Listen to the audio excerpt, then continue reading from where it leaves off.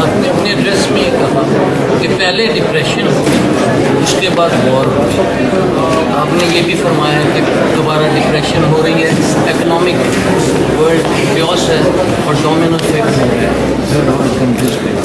تو کیا اس میں یہ تو نہیں کہ دوبارہ وار ہوگی؟ وار ہو ہی رہی ہے. اشارہ تو میں نے کر دیا، صرف افغانستان نہیں ہو رہی. وضاحت نہیں کی نا. میں نے یہی تو کہا تھا کہ افغانستان، پاکستان کی سچویشن ہے، عراق کی سچویشن ہے جو اندر ہو رہی ہے. مڈل ایسٹ کی سچویشن ہے وہ ایک اپنی ڈیولپ ہو رہی ہے.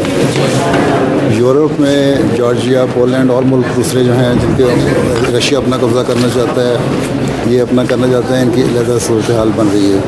یہ اور چھوٹی وار جو ہیں اس وقت بھی چھوٹے پیمانے پر ملکوں میں جنگیں ہو رہی تھیں، جنہوں نے مثلاً جاپان کا، چائنا کا، وہاں فار ایسٹ میں یا ایشیا میں ہو رہی تھی، ادھر جرمنی، اٹلی اور رشیا وغیرہ اپنا مسئلے حل کرنے میں آپس میں لگے ہوئے تھے.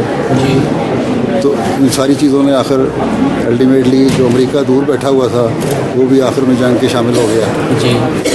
تو الٹیمیٹلی وہ جو ساری چھوٹی چھوٹی جنگیں تھیں وہ ایک بڑی جنگ کی صورت میں بن گئیں. اور اس وقت بھی، اس سے پہلے بھی ایک کرائسس تھا. تو یہ سوچنے والی بات ہے، کہیں ہم، میں نے تو یہ کھل کے کہا ہے، یہی بات تو کہی ہے، کہیں ہم، میرا گونج بھی ہال میں تھی، کہیں ہم اس طرف تو نہیں جا رہے دوبارہ، اور اگر جا رہے ہیں تو ابھی بیٹھ کے سوچ لیں.